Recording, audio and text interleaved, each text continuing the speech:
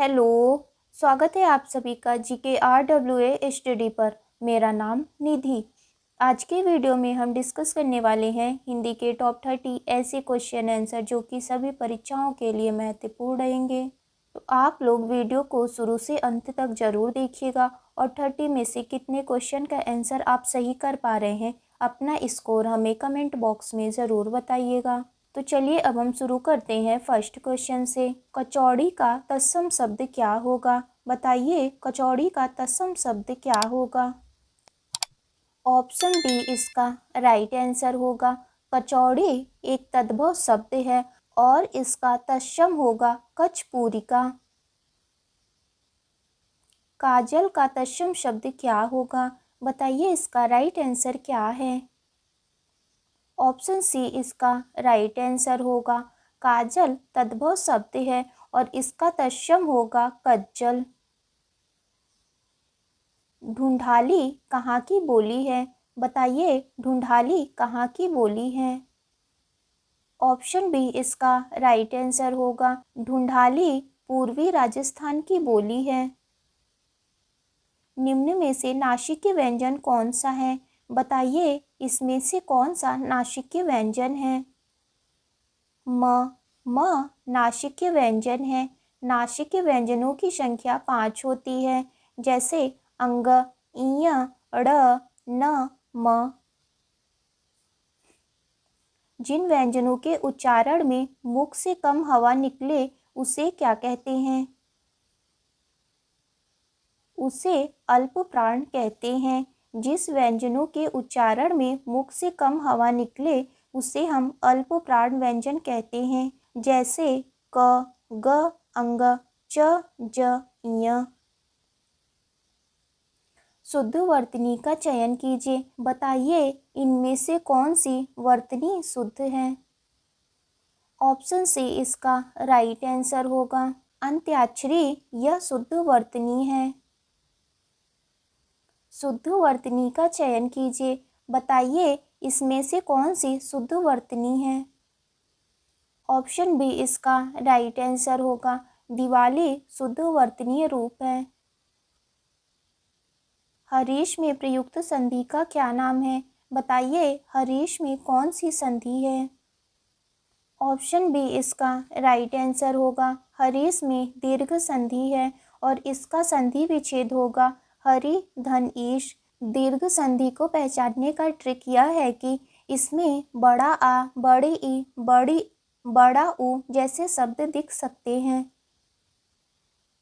सीमांत में प्रयुक्त संधि का क्या नाम है? बताइए, सीमांत में कौन सी संधि है? दीर्घ संधि। यहाँ पर भी बड़ी ई की मात्रा है, इसीलिए यहाँ पर भी दीर्घ संधि होगा। प्रत्येक में प्रयुक्त संधि का क्या नाम है? बताइए, प्रत्येक में कौन सी संधि है? यड़ संधि। प्रत्येक में यड़ संधि है और इसका संधि विच्छेद होगा प्रतिधन एक। देखिए, यड़ संधि को हम कैसे पहचानते हैं?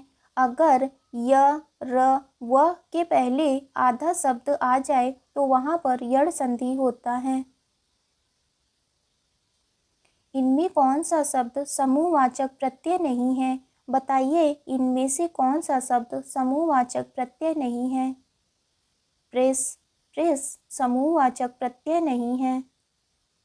निम्न में से किस शब्द में प्रत्यय लगा हुआ है? बताइए, इनमें से किस शब्द में प्रत्यय लगा हुआ है? जादूगर। जादूगर शब्द में प्रत्यय लगा हुआ है। अव्ययी भाव समास का उदाहरण है। बताइए, इनमें से कौन सा अव्ययी भाव समास का उदाहरण है? हाथों हाथ। हाथों हाथ अव्ययी भाव समास का उदाहरण है और इसका समास विग्रह होगा हाथ ही हाथ में। जिस समास का पहला पद अव्यय तथा प्रधान हो उसे हम अव्ययी भाव समास कहते हैं। तत्पुरुष समास के किस भेद में को विभक्ति का लोप होता है? कर्म तत्पुरुष समास। कर्म तत्पुरुष समास में को विभक्ति का लोप होता है, जैसे कि गगन को चूमने वाला, यानी कि गगनचुंबी। तत्पुरुष समास के किस भेद में से विभक्ति का लोप होता है? बताइए इसका राइट आंसर क्या होगा।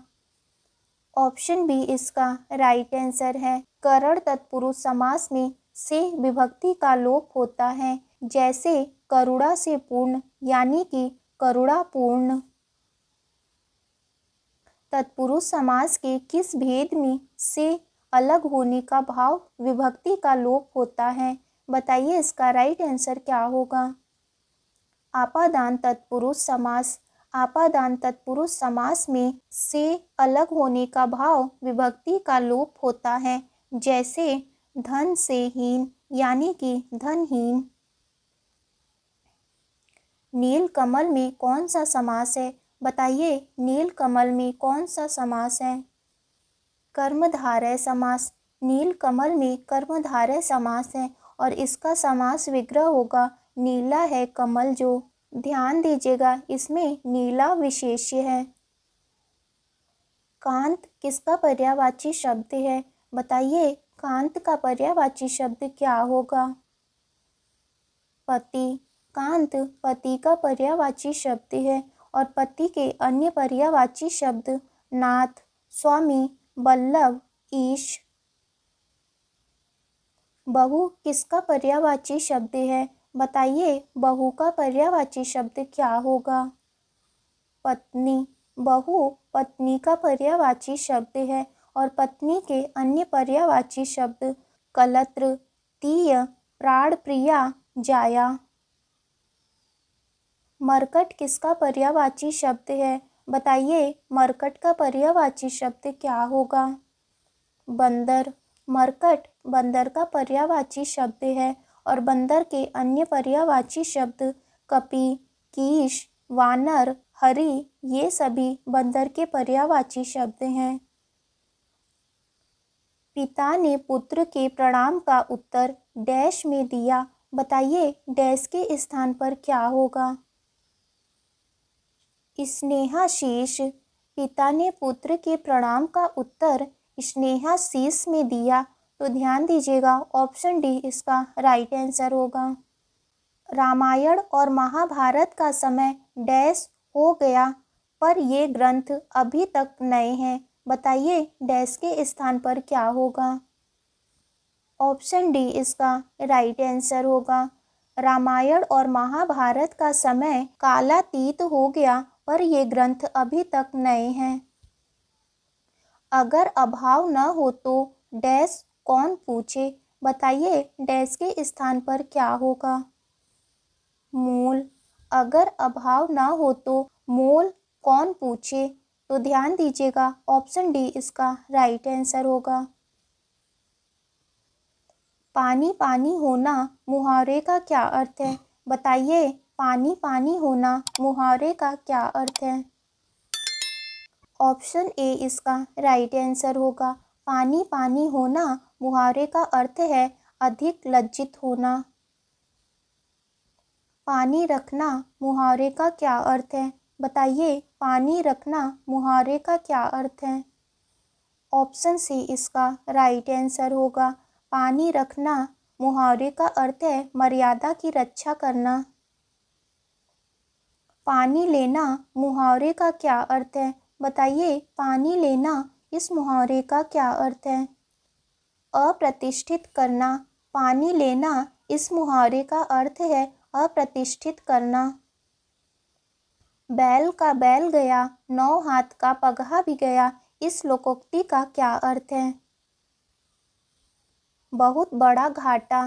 बैल का बैल गया, 9 हाथ का पगहा भी गया, इस लोकोक्ति का अर्थ है बहुत बड़ा घाटा। बकरे की माँ कब तक खैर मनाएगी, इस लोकोक्ति का क्या अर्थ है? ऑप्शन सी इसका राइट आंसर होगा। बकरे की माँ कब तक खैर मनाएगी, इस लोकोक्ति का अर्थ है भय की जगह पर कब तक रक्षा होगी।